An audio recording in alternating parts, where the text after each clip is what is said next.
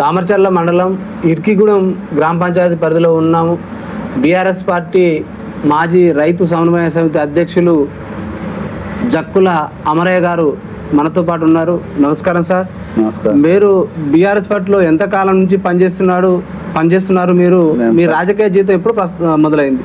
నేను 10 సంవత్సరాలు కేసీఆర్ వచ్చిన కాడి నుంచే స్టార్ట్ అయినా. మేము కేసీఆర్ వచ్చిన కాడి నుంచి స్టార్ట్ అయినాం. మా యాదవులు కూడా కొంతమంది గొడ్డు ఇచ్చిండు, 2 ఏళ్ళతో కూడా స్టార్ట్ చేసిండు. కానీ ఈ గవర్నమెంట్ మారి రాలే. ఈ రైతు బంధు కూడా కేసీఆర్ కరెక్ట్ టయానికి నాటు పెట్టే టయానికి వేసేవాడు. ఇప్పుడేముంది, వానకాలం ఎగ్గొట్టిండు.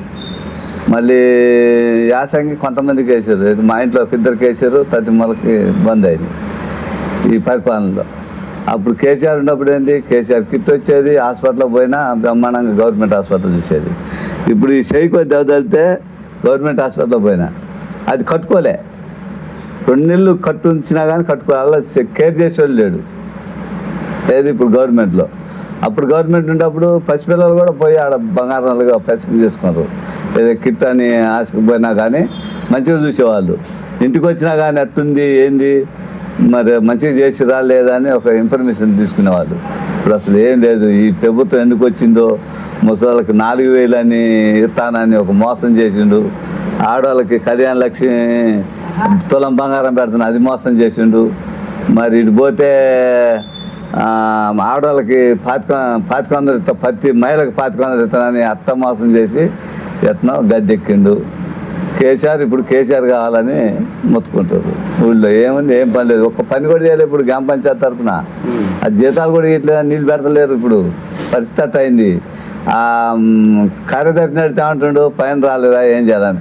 మా ఇంటి ముందు చూడు కేసీఆర్ పైపు బొక్క పడ్డది, కాళ్ళు కట్టిన ఆగట్లేదు. దాన్ని ఏమంటే ఇట్లే ఆ వాళ్ళు తెచ్చుకున్నాం. మేము వాళ్ళు వేసుకున్నాం, ఏది తలా 200 వేసి వాళ్ళు తెచ్చుకున్నాం. ఇక్కడ పైపు పెరిగింది.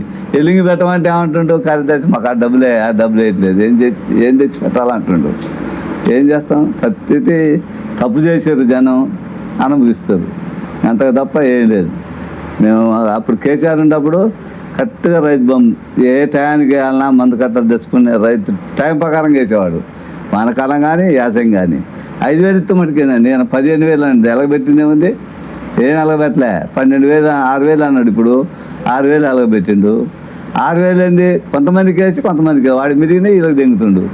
సగం మంది ఏడ్చేస్తారు. ఇప్పుడు గ్రామ పంచాయతీ ఉండేవి కాబట్టి మొన్న వేసిండు అందరికీ. మొన్న ఈ టైంలో ఏది గ్రామ పంచాయతీ కాబట్టి ఆ గ్రామ పంచాయతీలో అయితే ఇవి కూడా పోతాయని నమ్మకం లేదు, ఎత్తడని నమ్మకం లేదు. జనానికైతే డౌటే, ఏరని అనుకుంటారు 90%. మరి తెచ్చినాక 5 సంవత్సరాలు ఎవరు ఏం చేయలేం కదా. ఆయన గది మీదకి వచ్చినాక 5 సంవత్సరాలు ఏం చేస్తాం, ఎవరు ఏం చేయలేం. ఇప్పుడు 6 గ్యారెంటీలు ఎలా అమలు అవుతున్నాయి? అసలు ఏమండి అండి, ఇండ్లు అన్నాడు, ఇండ్లు కూడా ఇవ్వలేము మా ఊరికి. ఆ ఇండ్లు అనే పేరు వచ్చింది కానీ ఒకటి కూడా ఇచ్చిన దాఖలు లేవు అవి. మరి 6 గ్యారెంటీలు అంటే 4,000 ముసలి పింఛన్ అన్నాడు. కేసీఆర్ వేసే 2,016 వస్తున్నాయి, అవి పోయింది. ఆడవాళ్ళకి ఏంది, కళ్యాణ మన 2,500 ఇస్తున్నారు కదా, 2,500 పోయింది. తులం బంగారం ఎట్లో పోయింది. అది ఆశగా వేసారు జనం. లేకపోతే ఆయన మీద పేముండి కాదు. అమ్మ ఈ కేసీఆర్ పోతే, ఈ కేసీఆర్ కాదంటే తులం బంగారం వస్తుంది, 1,500 వస్తాయి, 4,000 వస్తాయి అని ముసలు ఆశపడి ఇట్లా రకరకాలుగా ఖరాబ్ అయిపోయారు. సార్, మీ గ్రామంలో మీ బస్సు సౌకర్యం కావాలంటున్నారు కదా ప్రజలు? ఆ బస్సు లేదు. ఇంక బస్సు ఆ పిల్లగాళ్ళ కోసం మా పొద్దుజామ టిప్ వస్తుంది. పిల్లలు స్కూల్ పిల్లలు ఉంటారు కదా, ఇక గురుకులాలకు పోయేది, దానికోసం ఒక టిప్ వస్తుంది. ఇంకా మాడిజామ ఒక టిప్ వస్తుంది. ఇంకా టిప్పు ఇంకా రాదు. అదేంటండి కరెంట్ అలా మోటార్లన్నీ కాలిపోతున్నాయి అనుకున్నావు. గంటకే 10 సార్లు పోయి 10 సార్లు వస్తుంది. ఇప్పుడు మా మోటార్లన్నీ అందరూ కాలిపోయినాయి. వోల్టేజ్ తక్కువ, కరెంటు పట్టుకుని లేదు. ఫోన్ చేస్తే ఆగు, ఇవాళ వస్తాను రేపు వస్తాం అనే పరిస్థితి వచ్చింది. కరెంటు కూడా బాగా రావట్లే. మరి గత 10 ఏళ్ళు ఎలాంటి అభివృద్ధి సంక్షేమం? అసలు 10 ఏళ్ళలో కరెంటు పోయింది అన్న మొగోళ్ళు లేడు. 24 గంటలు మేమే పోయి మోటార్ బంద్ చేసుకొని వచ్చేది నీళ్ళు పెట్టినాక. ఇవాళ దానికి కాదులు ఉంటున్నాం. అది ఎప్పుడు వస్తుందో ఎప్పుడు పోతుందో తెలుస్తలేదు.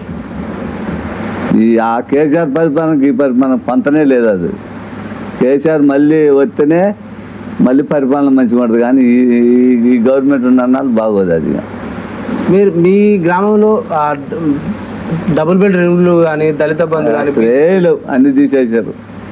అసలు ఇదంతా ఎందుకండి, జీవాలకు మందు ఇవ్వాలి. నేను అధ్యక్షుడిని, మందు ఇవ్వాలంటే రాలేదంటారు వాళ్ళు. ఇవరికల్లా నట్టల మంది ఆపేవాళ్ళు, ఏది కేసీఆర్ గవర్నమెంట్ ఉన్నప్పుడు. ఇవరికల్లా నట్టల మంది ఆపేవాళ్ళు. నట్టల మంది ఏంటంటే పైనుంచి రాని ఏం చేసినా అంటారు డాక్టర్లు. ఏం చేస్తారు వాళ్ళు?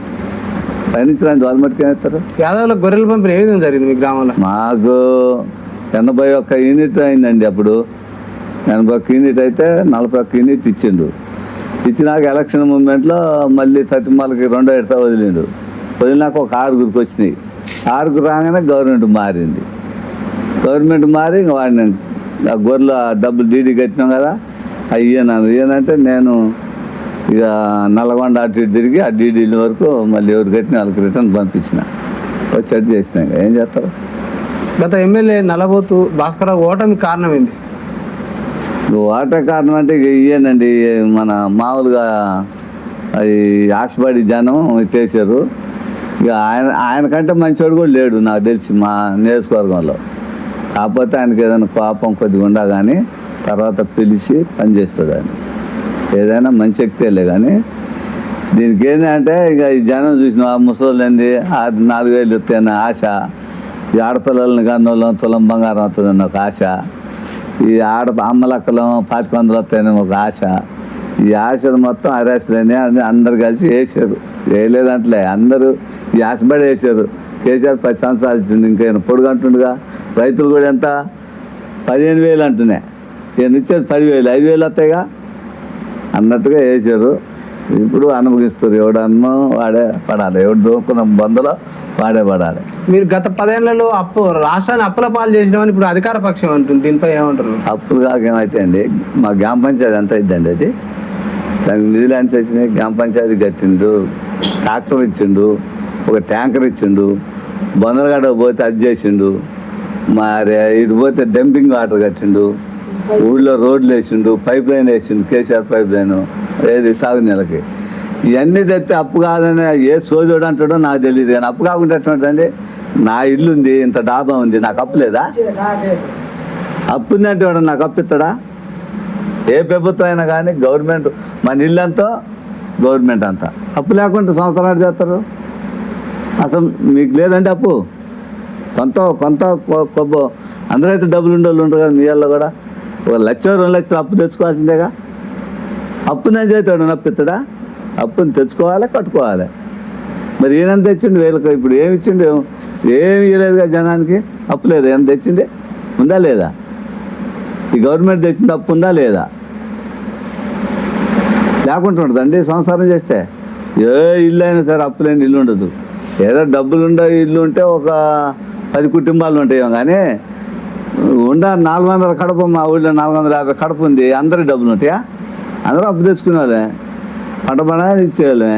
అవి కూడా వచ్చినప్పుడు కట్టుకోవాలి, మళ్ళీ అప్పు తెచ్చుకోవాలి. ప్రభుత్వం అంటే ఎటువంటిదండి, మన ఇల్లే మనం అప్పు తెచ్చుకుంటున్నాం, అప్పు తెచ్చుకొని సంవత్సరం చేస్తున్నాం.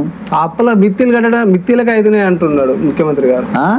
గత అప్పుల మిత్తిలకు అవుతున్నాయి ఇప్పుడున్న బడ్జెట్ అంటున్నాడు. చేతగానప్పుడు అది అయ్యన్న కావాలిగా. మరి ఈయన అప్పు ఉంది తెలుసు, ఆయన కూడా ఒక రాజకీయ నాయకుడు అప్పు ఎంత ఉంది తెలుసు కదా ఆయనకి.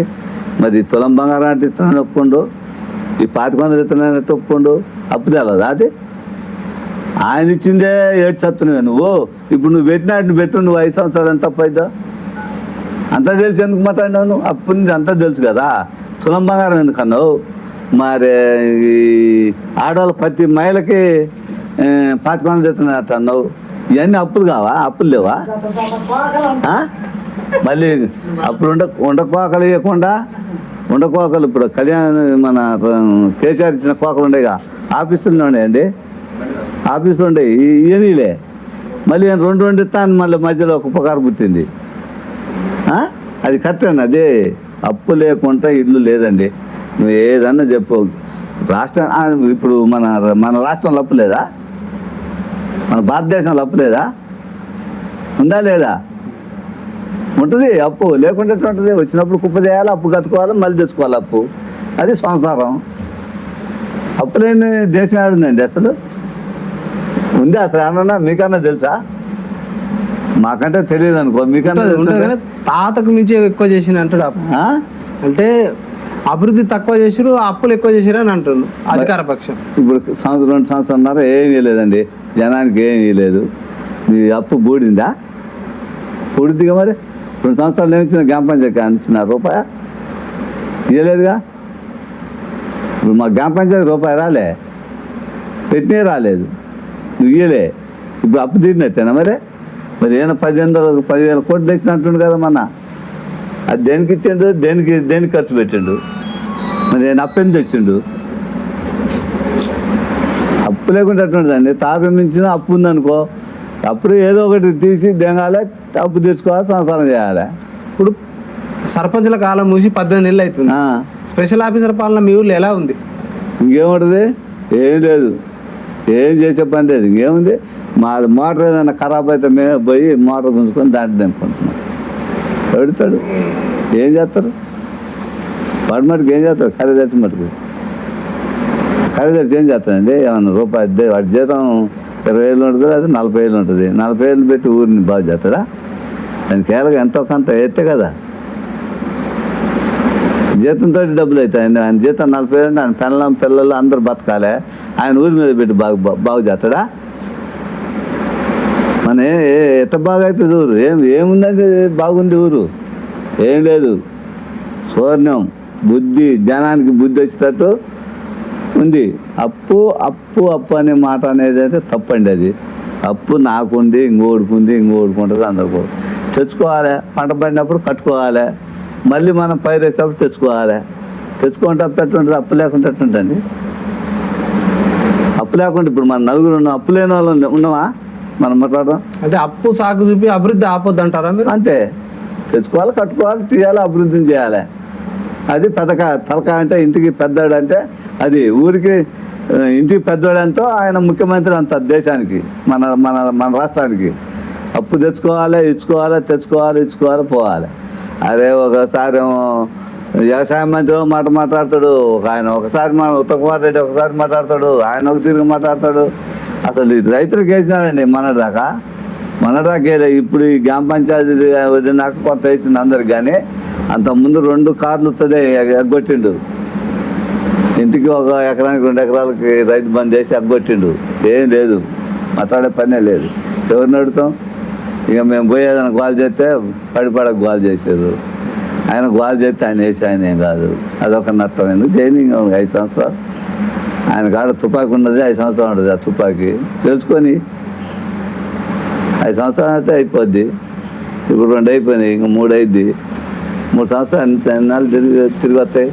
ఆయనతో గోల్ చేసుకొని ఆయనతో బజార్లు ఎక్కి రోడ్లు ఎక్కి ఇవన్నీ చేసేది ఎందుకని మేము కూడా కాము కూకున్నాం. అరే మీటింగ్కి పోతామంటే తెల్లదాని వచ్చి దానిపై పోలీస్ స్టేషన్ పెడతారండి మమ్మల్ని. ఏదైనా ధర్నా బర్నా అన్నీ అక్కడ హైదరాబాద్లో అనుకో, పక్క నుంచి రాని ఇట్లే నేను పడుకోలేనైనా పోలీసు వాళ్ళు వచ్చేసి పోయి పోలీస్ స్టేషన్లో పెడతారు మమ్మల్ని. ఇంక మేము పోయి ధర్నా చేస్తాం? లేవాళ్ళు లేదండి, చేసపోయి వాళ్ళు పెడతారు, వాళ్ళు అలా ఉంచుకుంటారు. అసలు అయితే టీ అయినా పోతారు, కానీ మనం పెట్టుకోగలుగుతుంది. టైం దాటగానే వదిలిపెడుతుంది.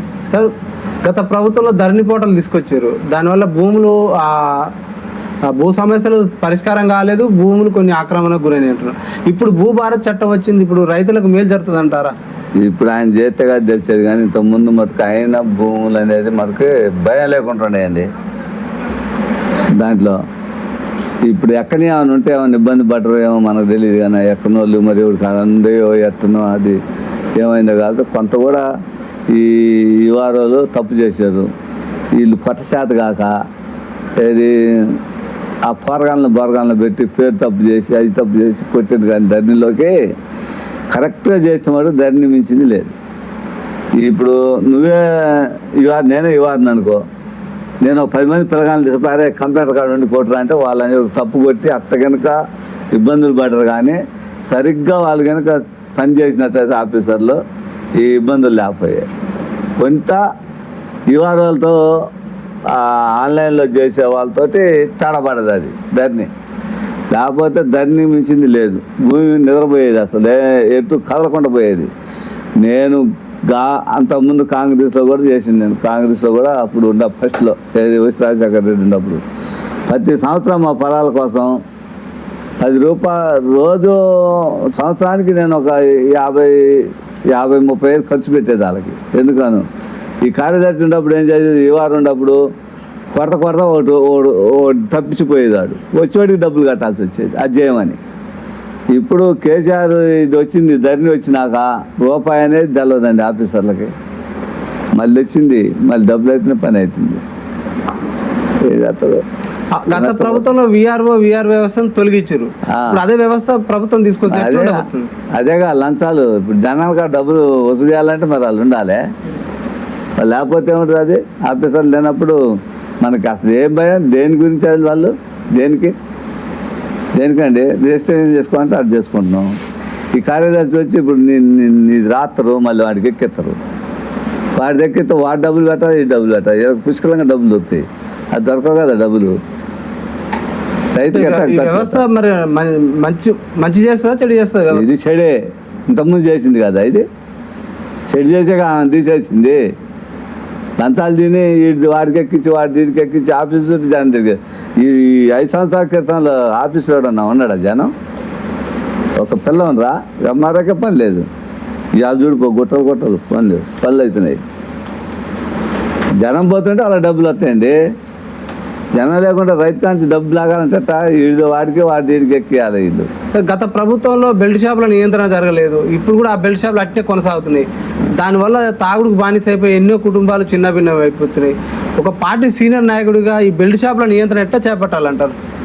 బెల్ట్ షాపులు అనేది మన మండలానికి పెట్టినాం కదా, అక్కడే తాగి వచ్చేటట్టు ఏర్పాటు చేసుకోవాలి. కాకుండా బంద్ చేయాలంటే బంద్ చేసేది కాదు, అంత ఇంకా ప్రభుత్వంకి వచ్చేది ఆదాయం అది కదా. ఏడ బెల్ట్ షాప్ ఉందో ఆడనే దాగి వచ్చే ఏర్పాటు చేసుకోవాలి. ఈ ఇళ్ళ ఇచ్చి ఆడని తీసుకొచ్చి ఇక్కడ మీ ఆడదా అయితే ప్రతి ఒక్కరు దాగుడు. ఇప్పుడు నేనే మంది వేసుకోవాలనుకో, డాన్సర్ పోయి దాతానండి సపోజ్, పడని ఆడికొని పోతానని ఊళ్ళో ఉంటే ఇటు పోయి దాగి వద్దాం పని పెట్టదు. అట్లా కొద్దిగా ఎక్కడ బయటికి రాకుండా అక్కడక్కడ తాగేటట్టుంటే పోయేడు అలవాటు తాగుతాడు, అది లేదు. యువత కూడా బాగా డ్రగ్స్ కు మద్యానికి బెట్టింగ్లకు పాల్పడుతున్నారు, ఆత్మహత్యలు చేసుకుంటున్నారు, అక్కడక్కడ అఘాత్యాలు కూడా జరుగుతున్నాయి. యువతలో ఉపాధి అవకాశాలు ఏ ప్రభుత్వాలు కల్పించలేకపోతున్నాయి. ఉపాధి అవకాశాలు కల్పించాలంటే పార్టీ సీనియర్ నాయకుడు ప్రభుత్వాలకు ఏం చెప్పదలుచుకున్నారు? ఈ డ్రగ్స్ అనేది పూర్తిగా అరికట్టాలండి. అది పిల్లగాళ్ళ మటుకు అంతకుముందు ఏదో హైదరాబాద్లో సినిమా యాక్టర్లకి వీళ్ళకి దొరికేది, ఇప్పుడు మామూలుగా ఆడబెట్టినా దొరుకుతుందంట. పొరగాళ్ళు ఇంకా అదే గంజాయి అవి వాడుతుర్రు. అది మటుకు అసలు బంద్ చేయాలి. ఏ ప్రభుత్వం అయినా కానీ, టీఆర్ఎస్ ప్రభుత్వం ఉండా కాంగ్రెస్ ప్రభుత్వం అసలు దొరకనీయకూడదు. అది ఆ గంజాయి అనేది, ఆ డెట్స్ అనేది మటుకు ఉండకూడదు. ఈ సారాయి అనేది బ్యాండ్ పోయింది అన్నది ఆ మండలం వరకు పోయి తాగి వచ్చేటట్టుగా చేస్తే మంచిదని నా ఆలోచన. సార్ త్వరలో స్థానిక ఎన్నికలు రాబోతున్నాయి. ఓటు అనేది పవిత్రమైనది. ఆ ఓటుని మద్యానికో మనికో అమ్ముకోవడం జరుగుతుంది. పార్టీలు కూడా ప్రలోభాలకు గురి చేస్తున్నాయి. ఈ ప్రలోభాల నుంచి ప్రజలు బయటపడాలన్నా, ప్రలోభాలకు గురి చేయకుండా పార్టీలు ఎలా కట్టడి చేయాలంటారు ఒక సీనియర్ నాయకుడిగా? అది ఫస్ట్ నుంచి అలవాటు చేసిరండి. వీడొక ఇస్తాం, వీడు మందు పోపీయటం, వాడొక క్వార్టర్ వేయటం, ఇట్లా ఈడిన వాడి పని ఈడి వాడి అని. అసలు నేను జనం కాడ రావాలి. మన సరైన వ్యక్తి మనకు ఎవడైతే పని చేస్తున్నా వ్యక్తిని బట్టి మనం ఓటేసుకోవాలి. ఈ జనం ఏం చేస్తారు, ఎవడెక్కితే వాడికి వేద్దాం అన్న ఆలోచనలో ఉండదు. సార్ ఫైనల్గా సార్, మీకు బీఆర్ఎస్ పార్టీకి కానీ మీకు కానీ ఓటు వేయాలంటే ప్రజలకు ఏం చెప్తారు మీరు? మేము ఓటు వేయాలంటే కేసీఆర్ మంచిగా చేస్తాడు. మనకి లంచాలు బొంచాలు ఇప్పుడు లేవు. మనకైతే ఇంతకుముందు కేసీఆర్ ఉన్నప్పుడు అగ్రికల్చర్ వాళ్ళకి పోయి లంచం ఇచ్చేది లేదు. ఒక ఫోన్ కొడితే పని అయ్యేది. ఇప్పుడు పోయి డబ్బులు ఆడ పెడితేనే పని అవుతుంది. ఇప్పుడు జనాన్ని తెలుస్తుంది కదా ఎవడు మోసగాడు ఎవడు అనేది. వాళ్ళ కాడికి పోయి మేము ఇటు సంగతి మనం కేసీఆర్కి అయితేనే మంచిదని చెప్పి కేసీఆర్కి ఓటేపించే